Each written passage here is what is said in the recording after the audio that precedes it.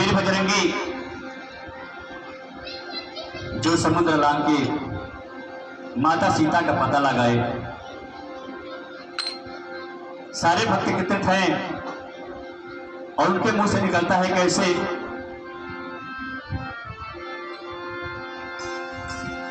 रौर में भरल बा गुनमा, यही जो विराजमान है। आज रौर में भरल बा गुनमा, रौर में भरल बा हनुमान जी सब गुनमा, रौर में भरल बा हनुमान जी सब गुनमा, रौर में भरल बा, रौर में भरल बा गुनमा, रौर में भरल बा गुनमा, रौर में भरल बा हनुमान जी सब गुनमा, रौर में भरल बा हनुमान जी सब गुनमा, रौर में भरल बा हनुमान जी सब गुनमा, रौर में भरल बा।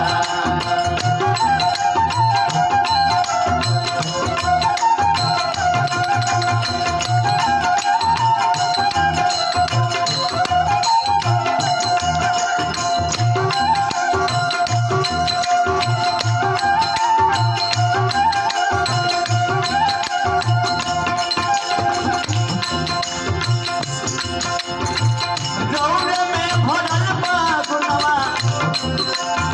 अरे रौर में भरल बा, रौर में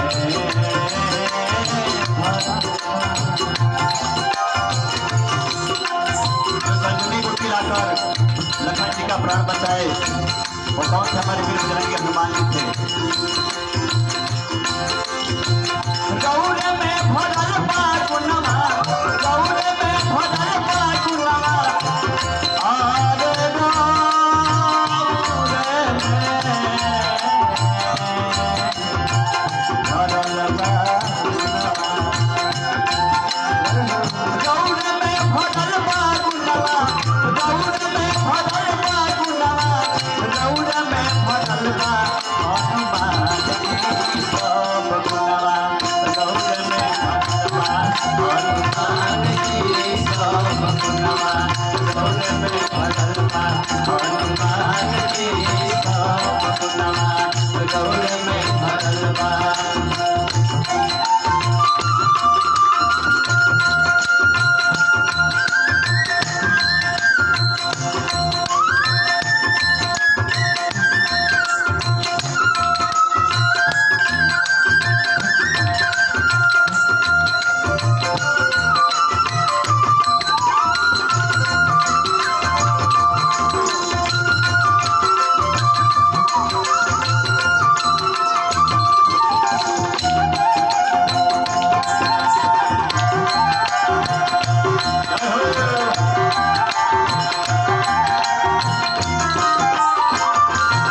कहते हैं कैसे,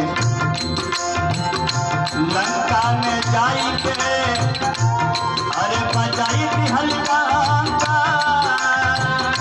लंका में जाई के बजाई दिहल लंका, मैया हो सीता के लगाई दिहल बाता, मैया हो सीता के बेटा दिहल लंका,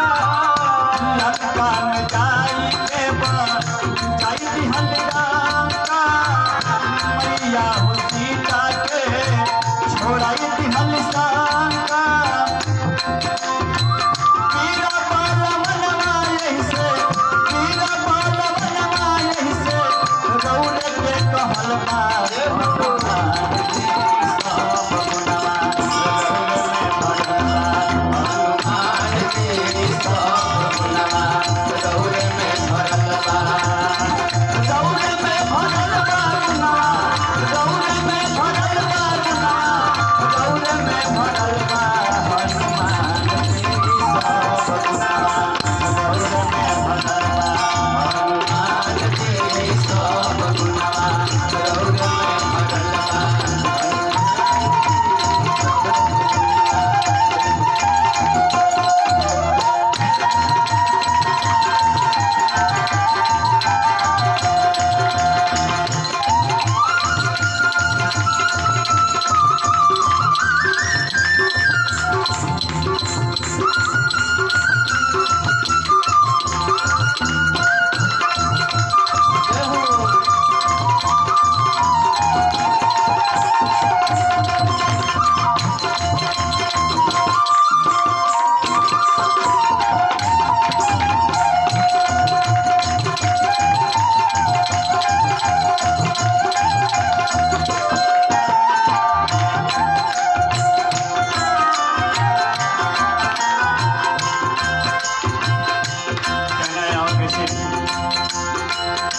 लखना हो लाल के लागल बान साथी, लखन हो लाल के लागल बान साथी। रउआ दिखाई दिहली राम जी के भक्ति, रउआ दिखाई दिहली राम जी के भक्ति। लखना हो लाल जी के लागल शक्ति पाना। और कहना कैसे भक्त कहते हैं कि हे बजरंगबली, आपने ऐसा प्रभु का गुणगान गाया, युग युग में आपका नाम हो गया।